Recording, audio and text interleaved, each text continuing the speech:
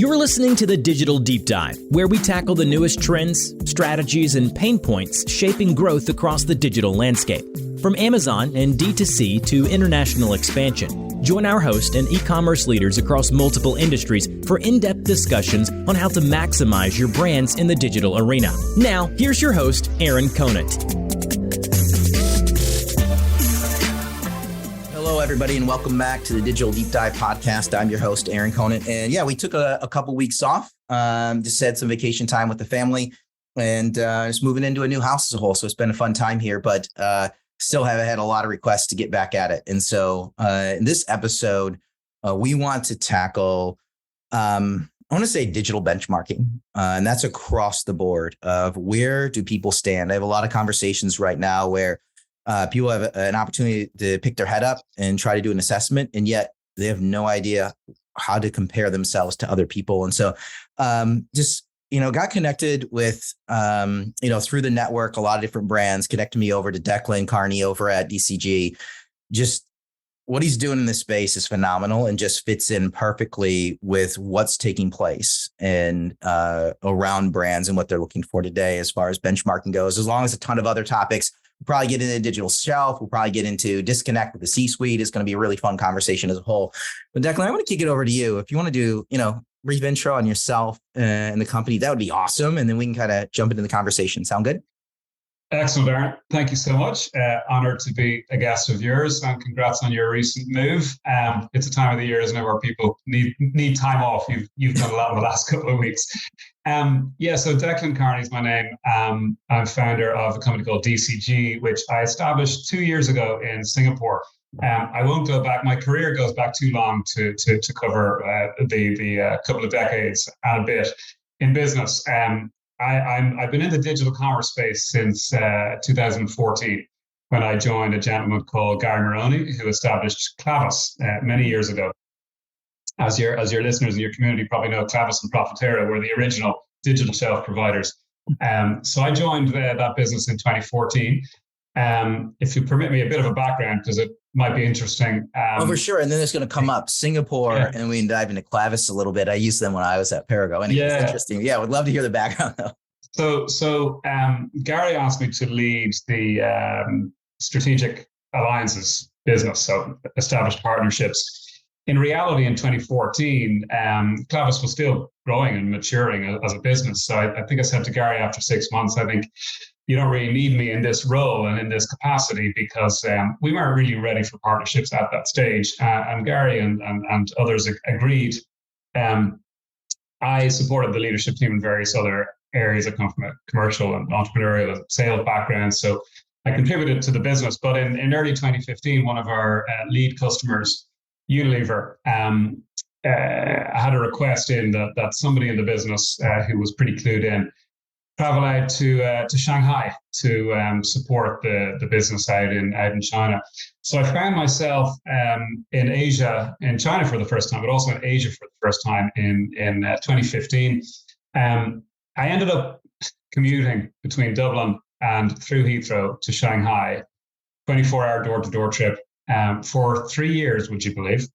I have 3 children at home. This is my threes story. But I essentially found myself picking up a very small team in Shanghai. We had 5 individuals in the business. We had to make a couple of changes to the team at the time. And I had to, I suppose, stabilize is the wrong word, but really cement our position in China. Really enjoyed it. Found I was running an e-commerce business in China, of all markets in the world, to be out in China. The land of Alibaba and Tencent, and obviously now Douyin, which does $250 billion a year in GMV as a social channel. It wasn't doing it back in 2015. So I spent a number of years leading the business and building it out. We ended up with about 55 people in Shanghai. We ended up acquiring Emian, spelled Y-I-A, but Emian, I think is the pronunciation. They were based in Shenzhen, really strong in the Chinese market and semantic analysis in particular, but also tracking market share on Tmall and Taobao and Pinduoduo, various channels. So that was a great acquisition for the Ascential Group. So I'm jumping ahead. Clavis was obviously acquired by Ascential Group towards the end of 2017. I was asked to move out to Shanghai. I said, prefer to be in Singapore. And actually, most of the regional HQs in Asia are located in Singapore. So it was agreed that I would be funded with my family to head out to Singapore. And I spent 3 years in Singapore. I spent almost 4 years. My family came back to Ireland about 18 months ago, and I returned to Ireland about a year ago. I'll come on to DCG in a moment. So that's my digital commerce background between 2014 and today. It was very much leading the business in Asia. I was very fortunate to have a great team out in Asia. We didn't have a product that necessarily fitted the Chinese market, but I employed experts in the market who helped turn the data that we were able to gather into insights and deliver value for our customers. And then, traveled all around Asia, in most places in Asia, from India through Australia. Didn't make it to New Zealand, unfortunately. As a rugby fan, that's disappointing. Wrapped up that business then in after we had a 3-year earn-out, and I had a really good time at Ascential Group, but I was probably itching to do something new. And that's what I did. 2 years ago, I set up DCG, which I guess we'll come on to. Yeah. So then if we jump into what you're seeing a little bit, I mean, do you want to explain a little bit around DCG? Sure.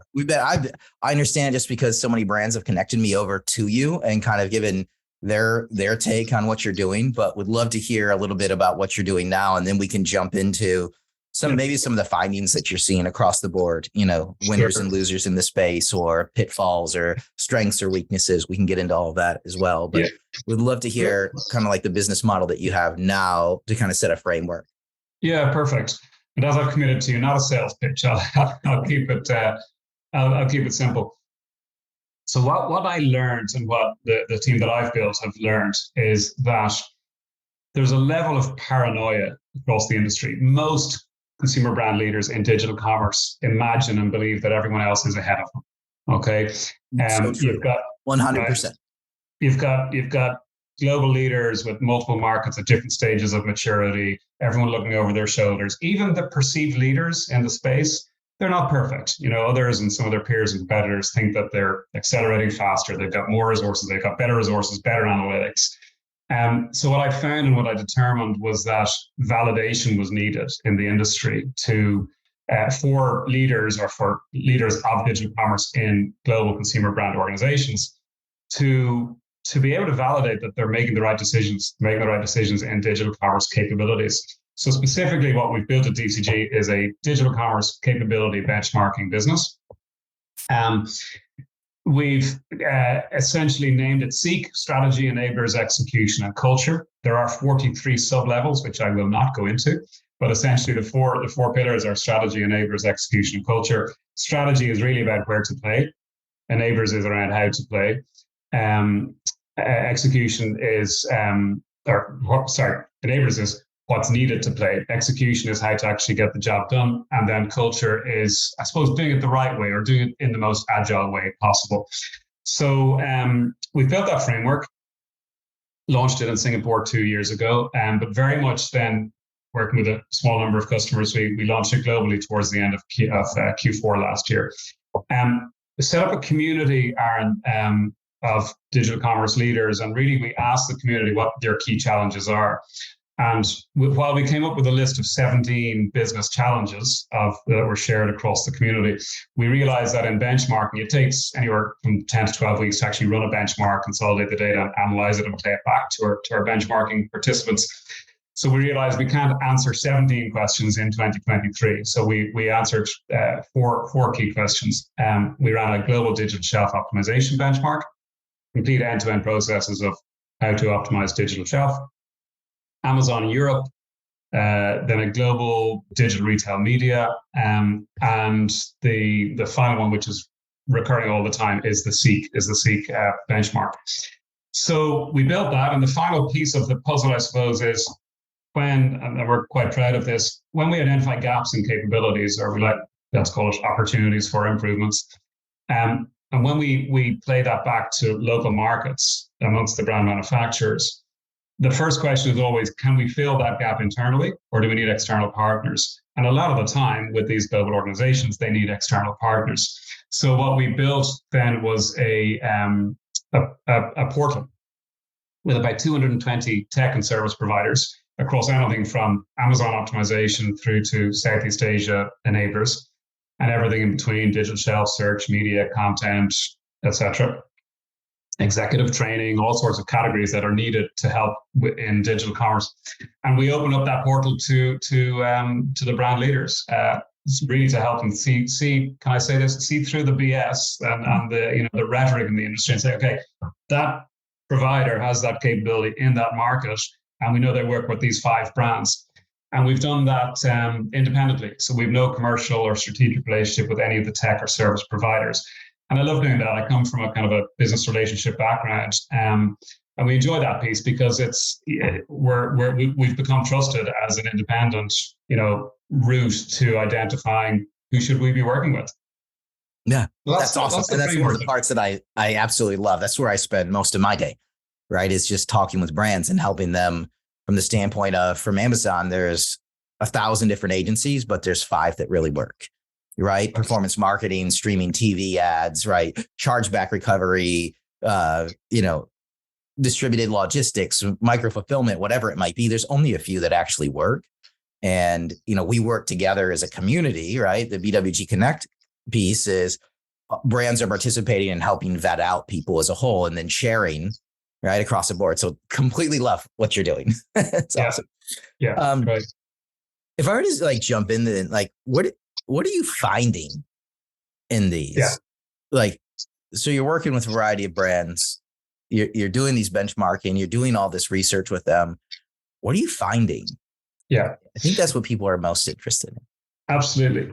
If I go around the wheel, if I go around Seek, so from a strategy perspective, when we look at, if the North Star objectives have been clearly set, and if the channel strategy is clear, channel segmentation has been conducted and is almost a dynamic process. I say dynamic process because with the emergence of quick commerce, massively in a market like China, but in most markets through COVID, right? The question of where to direct dollars and investment is no more. It's just a burning question, and it's almost it's not a daily question, but certainly every quarter that process needs to be in place.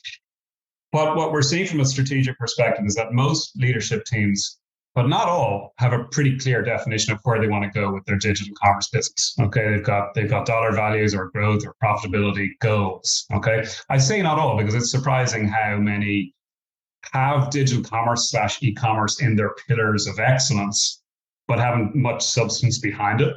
And it becomes almost a rhetoric for the business that, of course, e-commerce is strategic, but when you look behind it, and this is really detrimental to the business, if that's not backed up with facts and figures and tangible KPIs, then the challenge you see, and we've discussed about this offline ourselves, Aaron, is at the operational level. So where the work gets done, okay. So, but just one level below the leadership level, there's a disconnect. There's a disconnect in understanding, well, actually, are we pursuing the right channels? Are we investing our dollars in the right areas, in the right capabilities? So first, from a strategic perspective, we do see a disconnect and sometimes a lack of clarity in where to play when it comes to digital commerce channels. And think about it, you've got marketplace, you've got B2B, you've got pure play, social, D2C, and quick commerce. I sometimes give them in a different order, but you've got 6 or 7 channels. And it feels like almost, look at the changes happening in quick commerce, different business going out of business every 6 to 8 weeks, probably in the past 12 months. So these are dynamic changes that are impacting consumer behavior. So that's the one I call out from a strategic perspective. Yeah, no, I see it all the time. It's just interesting how you put it, because I think at the high level, they do have a view of, hey, this is my it's easy to run, right? This is the volume through a channel, and here's the overall profitability. But that doesn't necessarily it's not directly replicated at a lower operational level, right? Where something like an Amazon takes 5 people to run and something like a Wayfair takes 1, right? And then what's the expertise and what are the tools that we need to actually effectively manage a marketplace like Amazon? They're different than a Wayfair or a Home Depot or a Walmart or a direct consumer or a B2B site, let alone how do you spend marketing dollars as a whole? Yeah. Yeah, it's exactly. just, so that disconnect, do you see the disconnect also in, I see a disconnect in communication, like the vernacular you can use with upper management is limited, right? From the standpoint of they don't live the day-to-day life.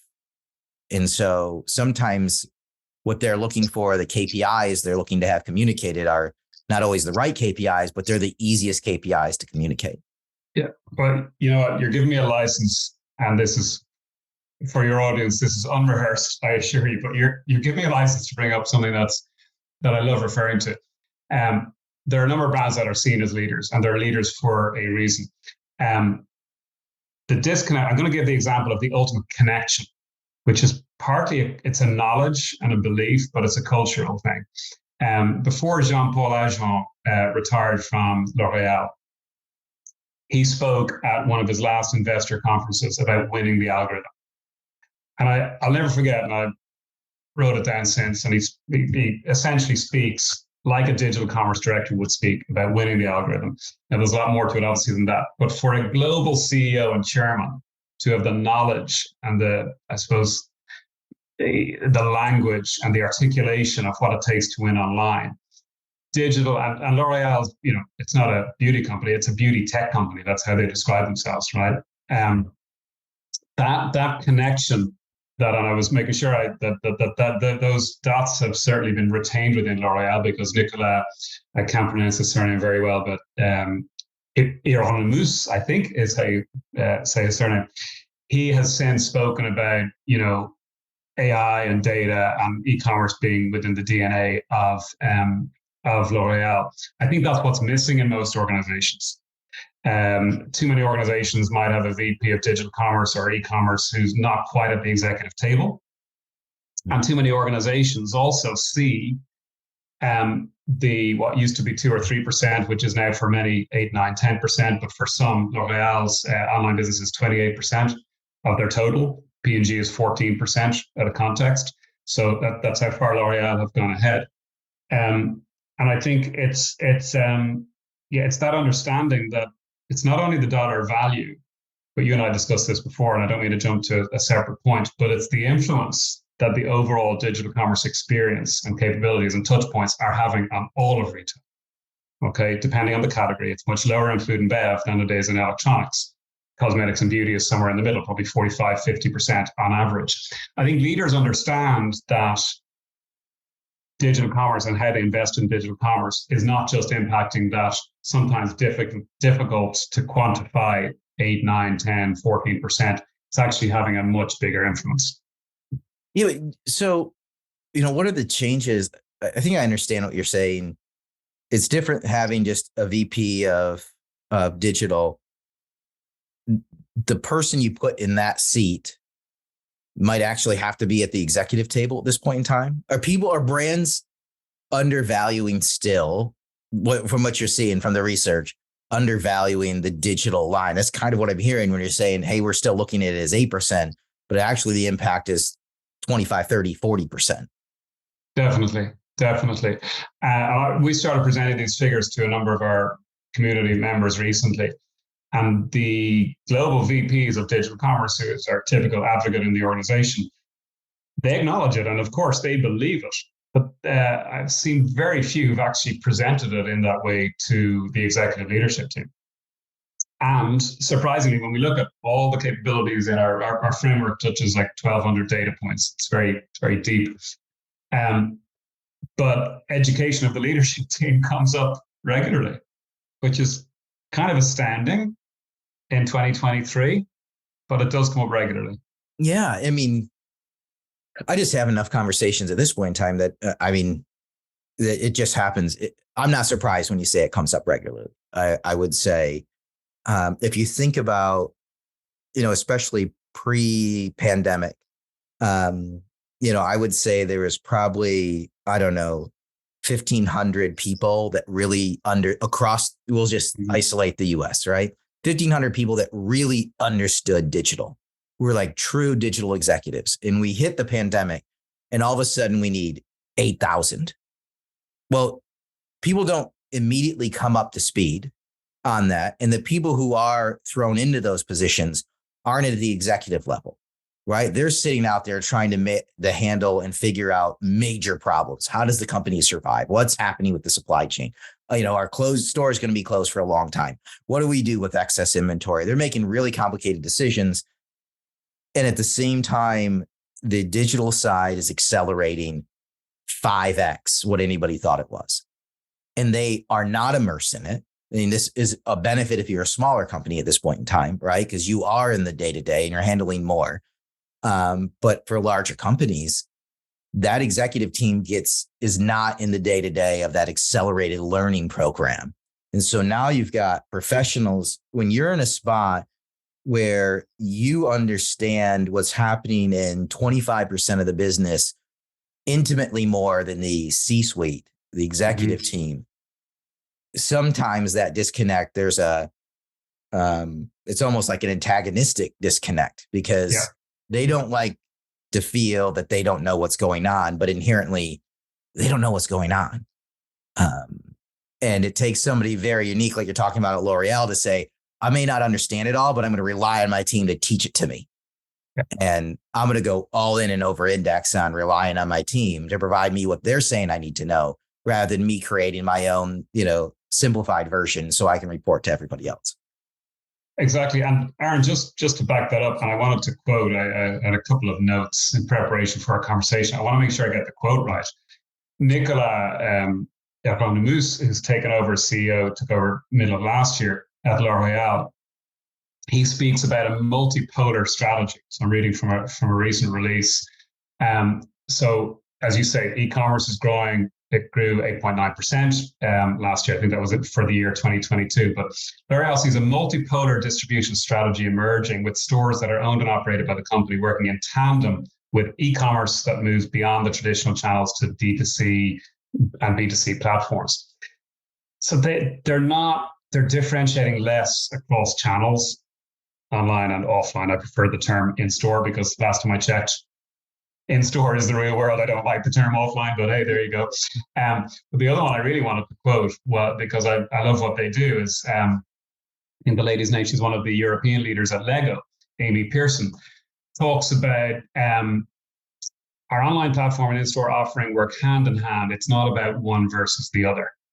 Simple quote, simple reference. These brand manufacturers are not debating the value and are not challenging the value and are not struggling to, of course, they're struggling with diverting retail media budgets, and they've got the same questions as others. But I do believe there's an inherent belief and understanding that where they invest in digital, the beneficiary is not just the online sales. It's benefiting their business. And if you look at both business models, of course it is. People making decisions in store are being heavily influenced by what they're seeing online. Not all through your traditional online or e-commerce channels. This is, those stats I quoted earlier on would look at multiple digital touch points. So you look at social media touch points, but the online shopping, simplifying it piece is the biggest influence.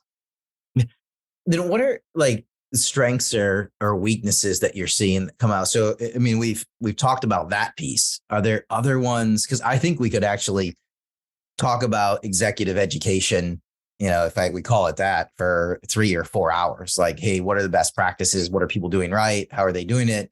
That's like a whole nother episode, I think. Are there other things on the strengths or weaknesses? So number one, I agree with you. Tackle the executive education piece. Have a candid conversation with them about where it's at, why it's more complicated. It's probably more than a weekly meeting. It's probably at the get-go, a daily meeting around what's going on to get them to the point where they feel comfortable. So, that's another whole best practice episode. But are there other strengths or for sure things that pop up on both sides? I would just, my 30 seconds more on the strategy piece before I move on to the other would be that, the communication and the articulation of channel strategy at a cross-functional level down through the organization. If that can be achieved, then everyone's on the same page. In terms of the next, and I'm following our own wheel. In terms of enablers, we talk about what data, tools, insights, org structure.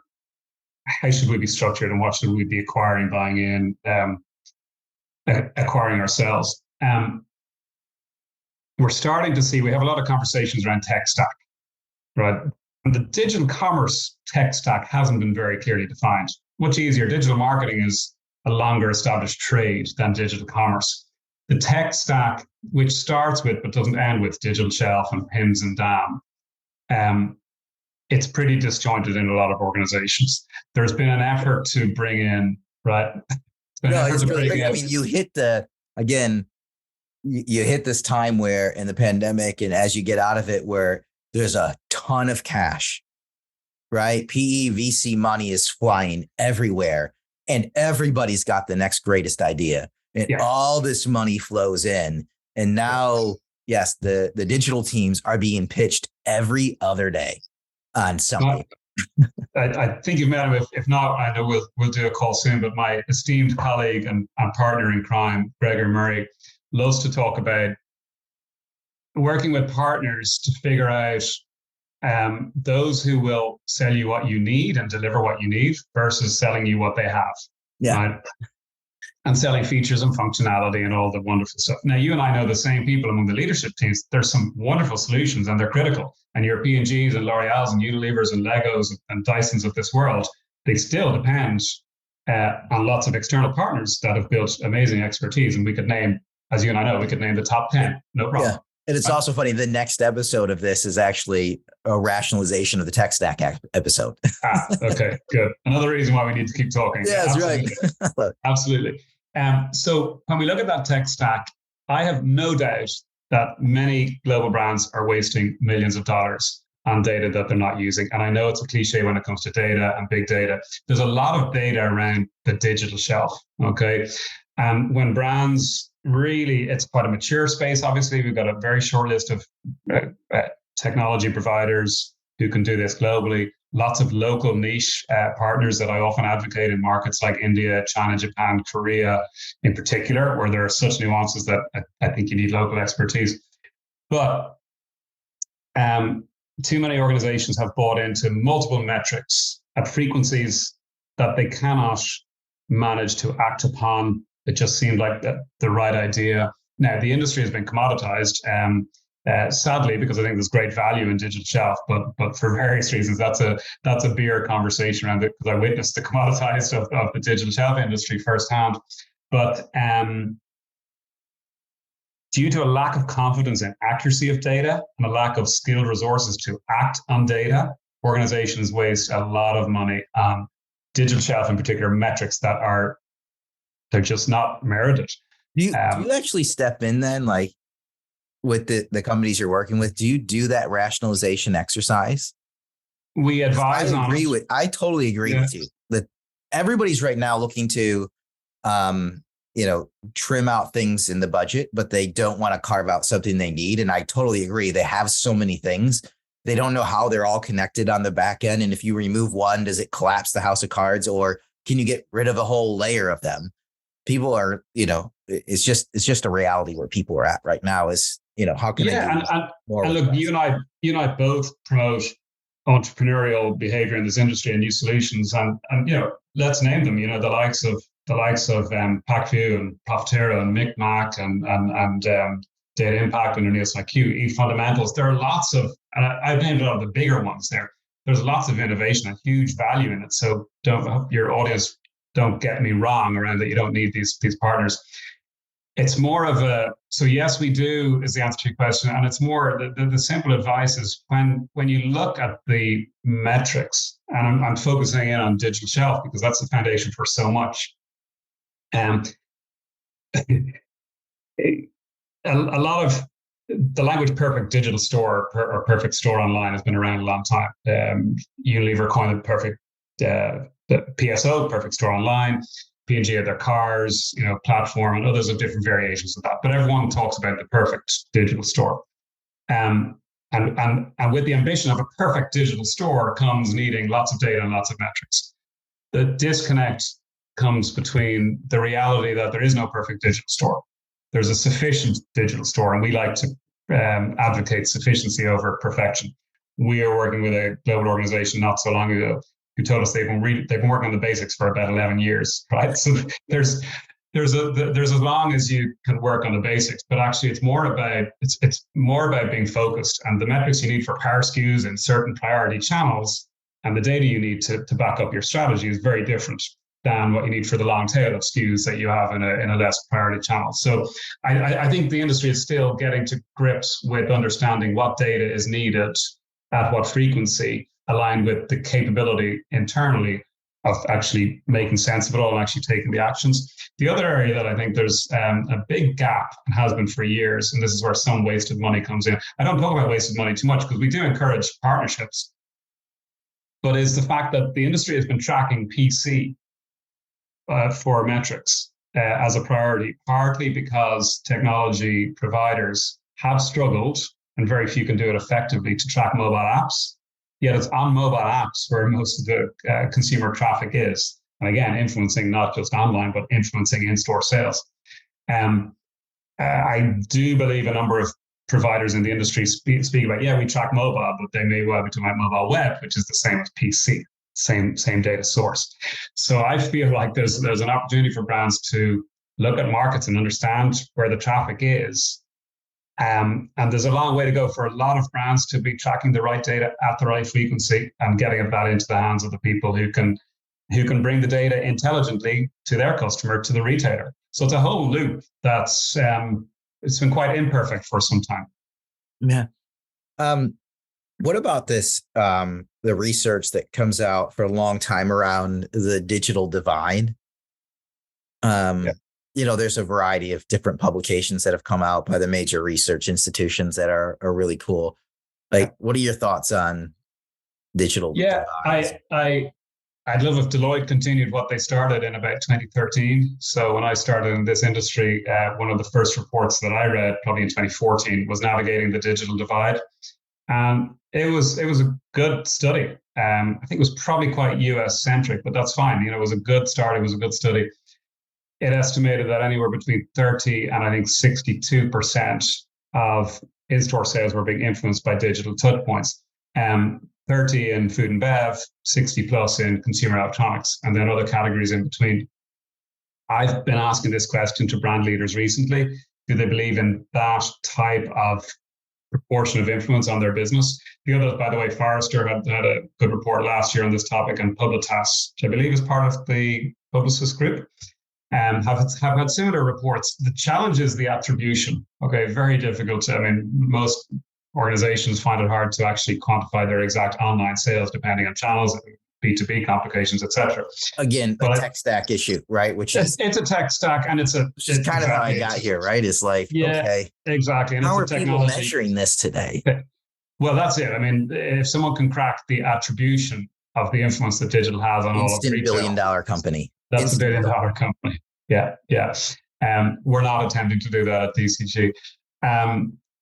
But I really like the sentiment of the reports. And like I say, I believe the leaders that I've referenced earlier on inherently believe in the influence, and they don't need the attribution. They don't need the figures. And I think that let's call them trailblazers who kind of get it and realize it's happening. But the laggards are going to wait until they get evidence in their category, on their channels, that this investment is impacting what you and I do in store. Today, I've spoken to some consumer electronics leaders who believe that over 90% of their business, of their in-store, is being influenced by digital. And that makes absolute sense. Would you buy a TV without online research of some sorts? And a lot of that's going to start on Amazon, right? So recently, we've been looking at the figures, and if we take, say, for example, L'Oreal, just to go back to them, 28% of their business online, but what they're doing, what they've done with their acceleration online, is probably having an influence of about 65% of their business. If we look at their category and the influence, and I'd say that's probably a low end estimate, which means I'd have to check the figures. L'Oreal, in terms of their revenue, are they 45 billion or so? But for me, over 50% of their business is being influenced positively by what they've done in digital commerce. And they're leaders. What are like the number one things that people? So we've hit on executive leadership. We've looked at rationalization of tech stack.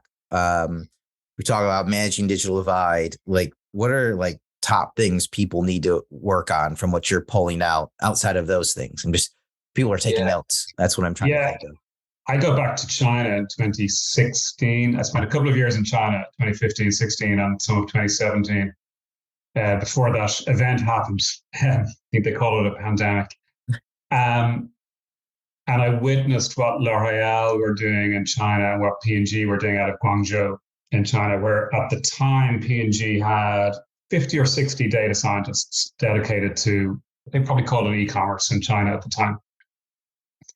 And the leaders, and I would zone in on this, are acquiring the right data from the right partners, getting it into a skilled team of people who know what to do with it and how to take it to their customers, the retailers.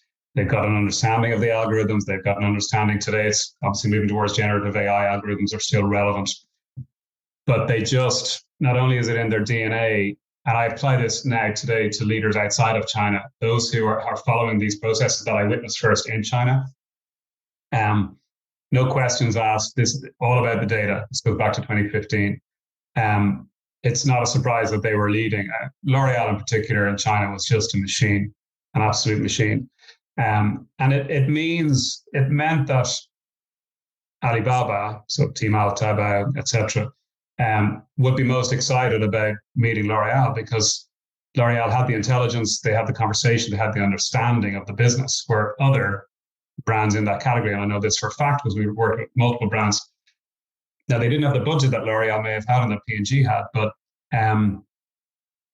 it's kind of a different world. That's, to me, what separates those leaders from the rest is their ability to acquire the right data, cross the right channels, and work with it and create use cases. I remember GSK in Europe, obviously now Haleon, consumer healthcare side. They were brilliant as well. There was a guy I got to know well, Alan Young and GSK. Many of your audience may be familiar with Alan. He and the global team at GSK did great stuff. And they generated use cases. They presented use cases internally across the organization to prove the value of what they were doing in e-commerce. And for me, it's almost a cycle when we see the leaders, because leaders change, people change. I think when you're as big as a L'Oréal and as a P&G and as a Lego, it's easier to retain the skill set. But the problem for those slightly below, which are still major global brands, but they may have a very small team, there's quite a bit of churn in the industry. Sorry to digress, but when you do a good job in e-commerce or digital commerce in a brand, you get well known, and the big boys come looking for you, right? Yeah. So building that sustainable skill set and creating the use cases, improving the value of what's being done in digital commerce is, not many have. You make an interesting point too on the staffing side, which is, there's the part where, the digital team has been undervalued for a long time. And when you undervalue them, just like you're saying, they will leave and they will make more money. If you are good in the digital space, they're highly coveted people at this point in time. And I think organizationally, the executive level need to start really, really valuing. They say they value it, but I get more the feeling they value the Amazon account, the direct to consumer business. They value the digital sales, but not necessarily the team that's driving that. And it's a lack of knowledge, right? And in lack of knowledge, you oversimplify and assume the worst.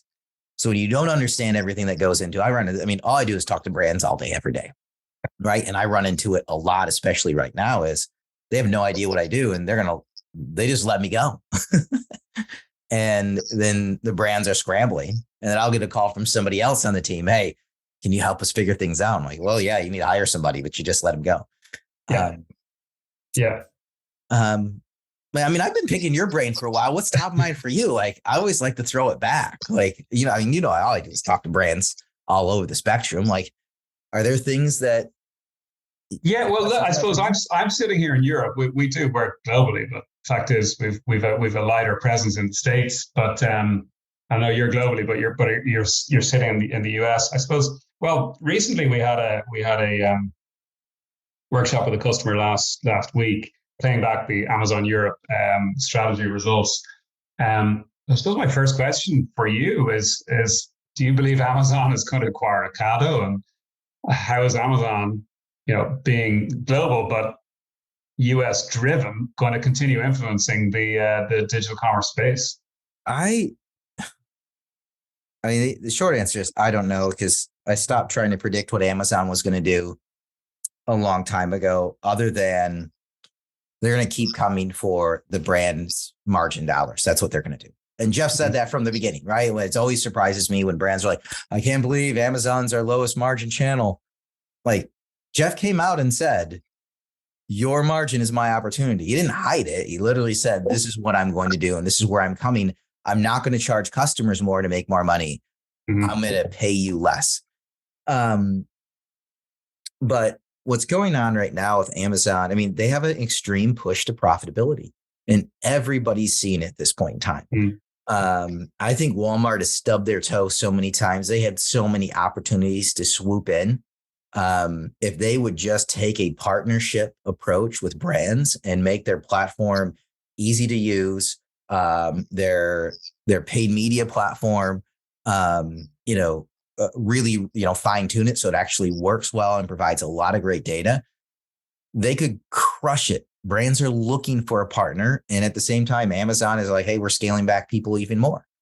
And anybody that was on the first party and the vendor side last, Q4, they saw it when Amazon just randomly is like, hey, you know what? We're going to take it down to 3 weeks inventory. So for 2.5 months, people didn't get POs, wrecked their year. And Amazon doesn't care. And if you go out of stock, it's the next item up. They just don't care.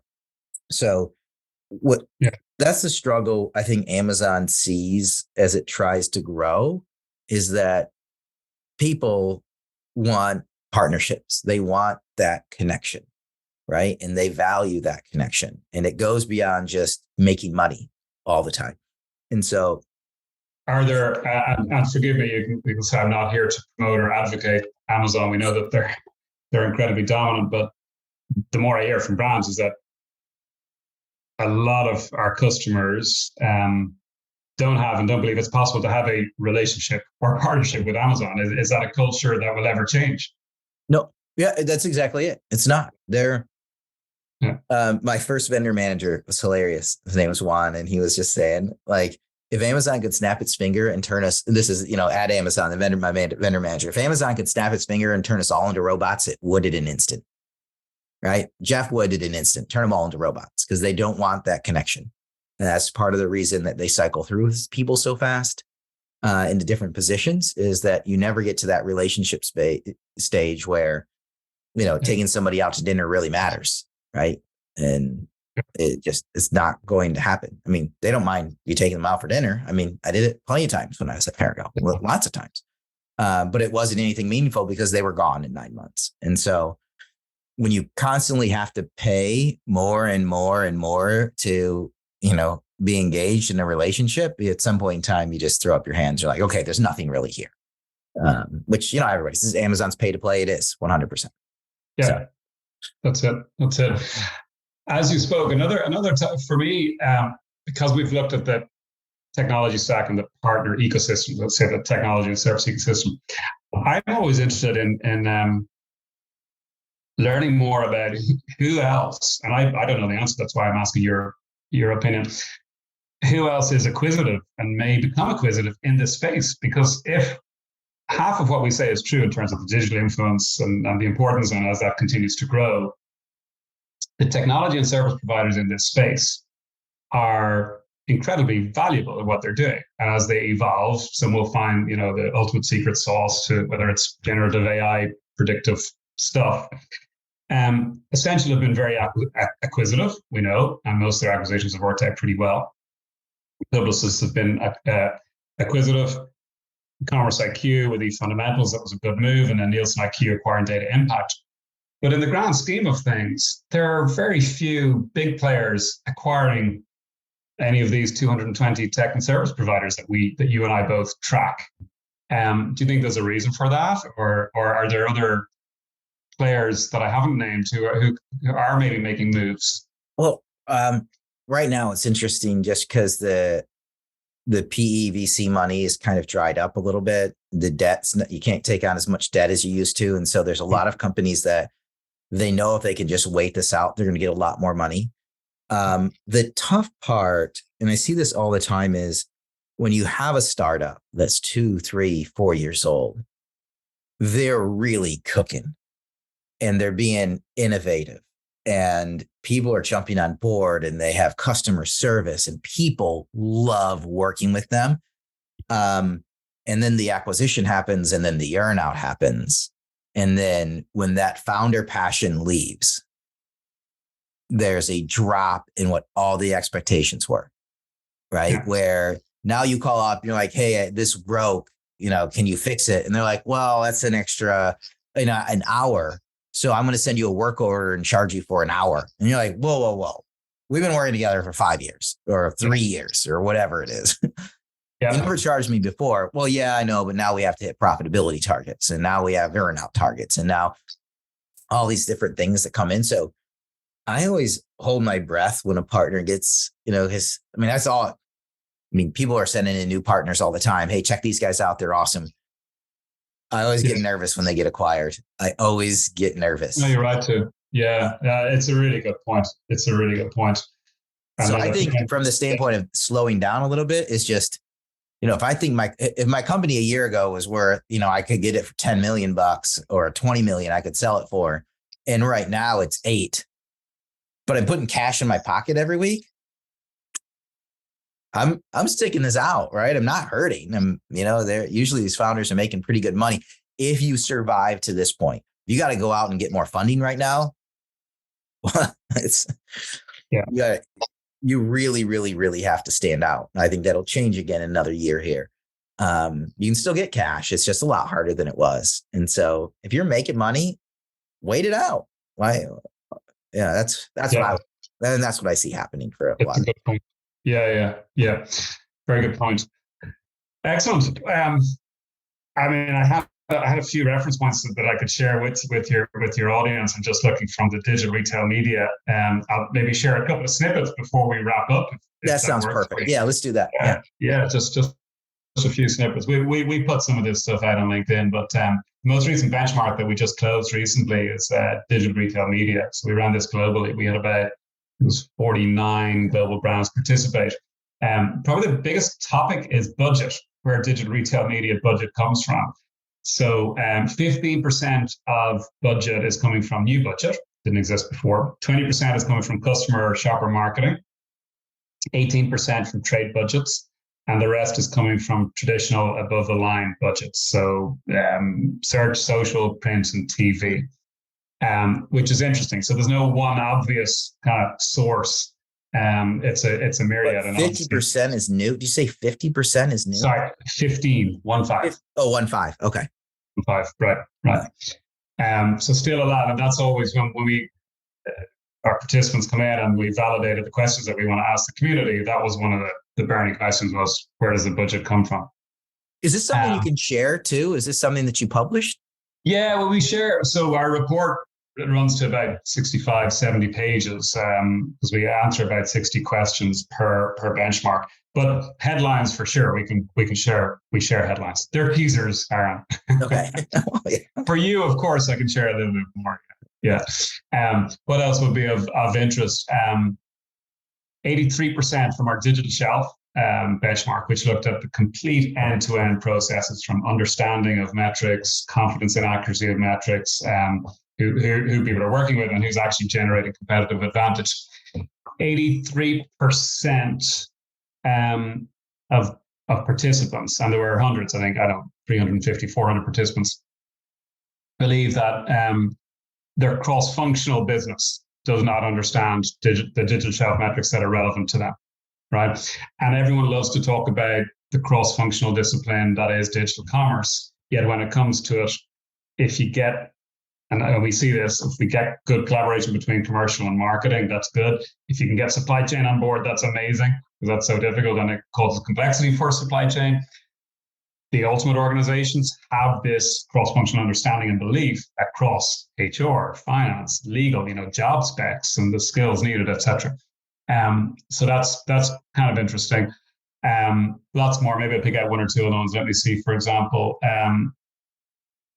60% from the Amazon Europe benchmark believe that their organizations do not have sufficient capabilities to succeed on Amazon in terms of meeting their objectives on Amazon. And 54% of brands do not believe that supply chain is adaptable or flexible for Amazon. And again, that's in Europe, and that's probably a globally applicable theme.